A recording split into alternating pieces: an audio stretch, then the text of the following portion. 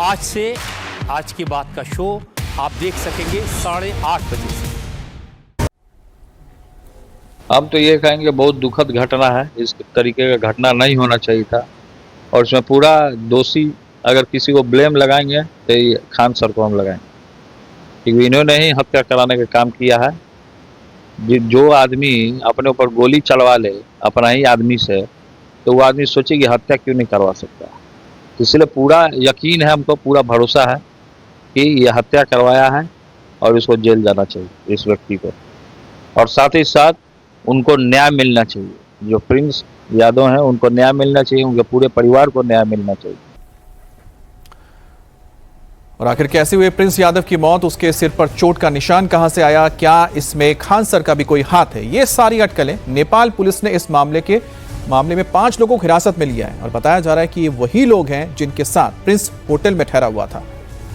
Prince Yadav रोशन sir का भाई था जिसकी नेपाल में रहस्यमयी मौत हो गई। रोशन सर के साथ वो भी खान सर की कोचिंग सेंटर में हुई फायरिंग मामले में आरोपी था। अब तेज प्रताप यादव ने खान सर के खिलाफ मोर्चा खोल दिया है। उनका कहना है कि हत्या खान सर ने करवाई है, उनकी गिरफ्तारी होनी चाहिए। जबकि खान सर ने भी एक वीडियो जारी कर कहा है कि इस मौत को लेकर अफवाहें फैलाई जा रही हैं, इसमें किसी तीसरे की साजिश है। सुनिए खान सर ने क्या कहा। प्रिंस यादव ने सुसाइड किया या मर्डर हुआ? अगर मर्डर हुआ तो उसमें क्या खान सर का हाथ है या मामला कुछ और है? क्या ड्रग्स के ओवरडोज के चलते प्रिंस यादव की मौत हो गई? इन तमाम सवालों के जवाब तलाशे जा रहे हैं। जांच चल रही है लेकिन उंगलियां खान सर पर ही उठ रही हैं। पहला सवाल, क्या इस मौत का कोचिंग सेंटर में हुए विवाद से कोई ताल्लुक है? क्या इसमें खान सर का हाथ है?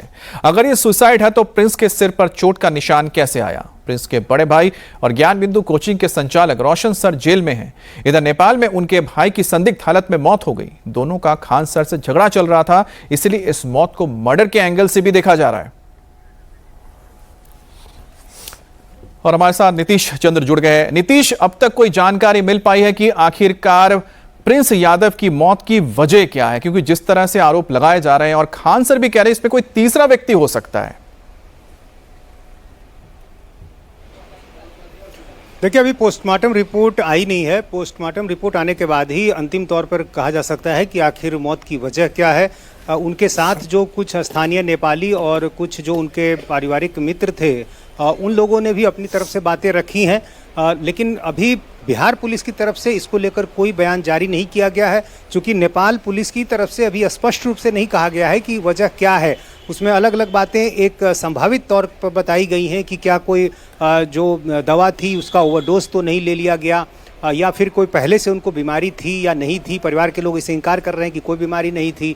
तो अभी चीज़ें स्पष्ट नहीं है, लेकिन इसको लेकर जो आरोप प्रत्यारोप चल रहे हैं वो भी काफ़ी दिलचस्प है। खुद खान सर ने ये सवाल उठाया है कि इसमें कोई तीसरा एंगल हो सकता है, उसकी जांच करनी चाहिए। चूँकि अब खान सर पर हमले हो रहे हैं, तेज प्रताप यादव ने जिस तरह से गंभीर आरोप लगाए हैं, फिर तेजस्वी यादव ने भी उस पर अपनी प्रतिक्रिया दी है, तो अब ये मामला एक नए एंगल की तरफ बढ़ रहा है। और खान सर भी खुद ये कह रहे हैं, चूंकि उन पर आरोप पहले से भी लगा है, तो देखना ये होगा कि पुलिस आखिर क्या कहती है। जाहिर सी बात है नीतीश की पहले तो मामला लगा था कि मामूली कोचिंग 2 सेंटर्स का विवाद है, लेकिन धीरे धीरे जिस तरह से पूरा मामला सामने आया, ऐसा तो लगता है कि पूरा कोचिंग माफिया एक अलग तरह से ही यहां पर गैंगबाजी चल रही है, जिसमें इस तरह की घटनाएं सामने आ रही हैं।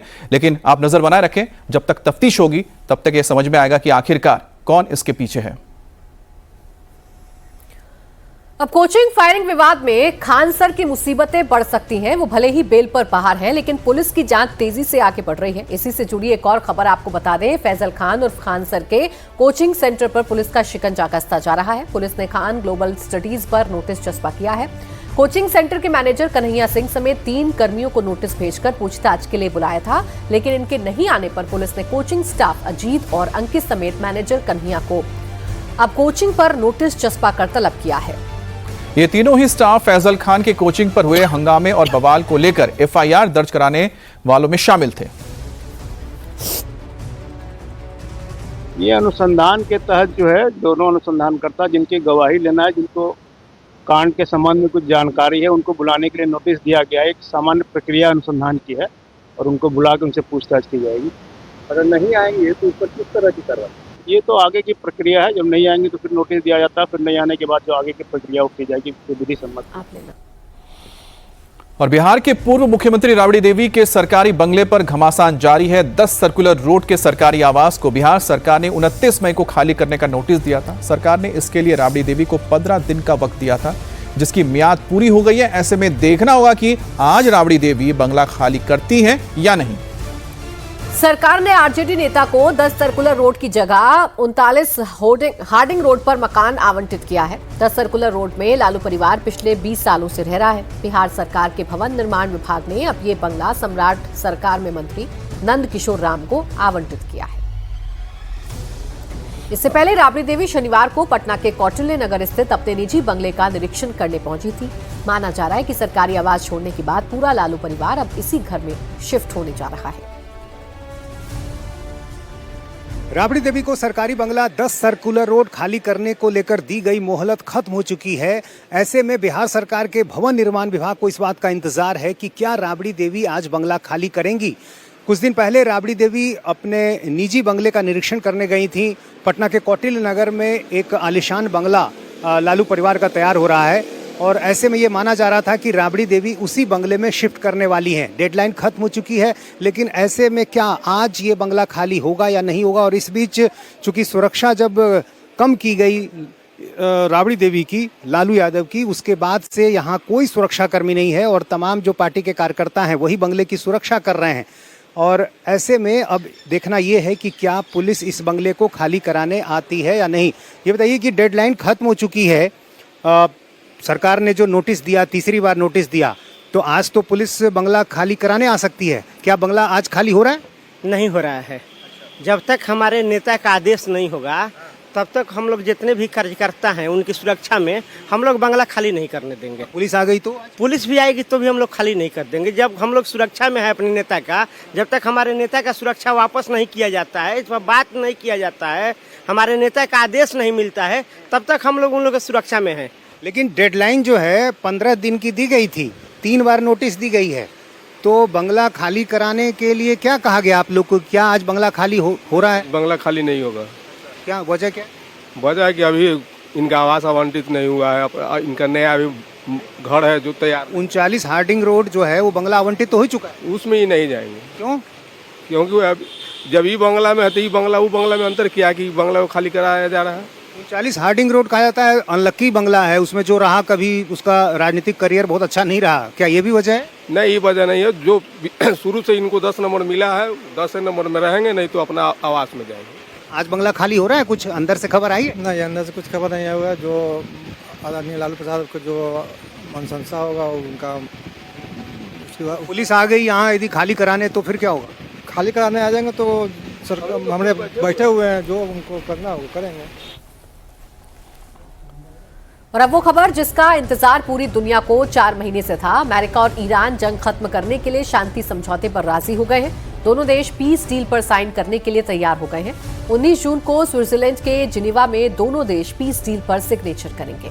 अब शांति समझौते के साथ ही स्ट्रेट ऑफ हॉर्मुज के खुलने का भी रास्ता साफ हो गया है। अमेरिकी राष्ट्रपति डोनाल्ड ट्रंप ने दावा किया है कि जहाजों की आवाजाही के लिए स्ट्रेट ऑफ हॉर्मुज को खोल दिया जाएगा। इसके साथ ही स्ट्रेट ऑफ हॉर्मुज पर किसी भी तरह का कोई टोल नहीं लगेगा। ट्रंप ने समंदर में ईरान के खिलाफ लगी अमेरिका की नेवी की नाकेबंदी हटाने के आदेश दे दिए हैं। ट्रंप ने अपने पोस्ट में लिखा, दुनिया के जहाजों अपने इंजन चालू कर लो, तेल को बहने दो। दुनिया भर के देशों ने अमेरिका और ईरान के बीच हुए इस पीस डील का स्वागत किया है। तो अमेरिका और ईरान के बीच पीस डील यानी कि शांति समझौता होने का ऐलान एक तरह से कर दिया गया है। अब इसके बाद माना जा रहा है कि युद्ध की स्थिति खत्म हो जाएगी और साथ ही डोनाल्ड ट्रंप ने कहा है कि हॉर्मुज अब खुल जाएगा और जहाज़ों के लिए, पूरी दुनिया के जहाज़ों के लिए आवाजाही आसान हो जाएगी और तेल का यहाँ से जो आयात होता है पूरे दुनिया में वो भी एक बार फिर से सुचारू ढंग से शुरू हो सकेगा। खबर उत्तर प्रदेश के देवरिया से है, जहां पर बाबा महेंद्रनाथ का मंदिर परिसर देखते देखते जंग का अखाड़ा बन गया। मंदिर में चढ़ावे की रकम को लेकर विवाद इतना बढ़ गया कि 2 पक्ष आमने सामने आ गए और बहस के बाद दोनों ओर से लाठी डंडे चलने लगे। मारपीट का एक वीडियो भी सामने आया है जिसमें 3 लोग एक बुजुर्ग को बुरी तरह से पीट रहे हैं। बुजुर्ग को बचाने अब एक शख्स बीच में आता है तो उस पर भी ताबड़तोड़ वार होता है। मंदिर के अंदर हंगामे से वहां अफरा-तफरी मच जाती है, लोग इधर उधर भागने लगते हैं। किसी तरह स्थानीय लोगों ने बीच बचाव करके दोनों पक्षों को अलग किया। अब पुलिस ने इस मामले में केस दर्ज करके जांच शुरू की है।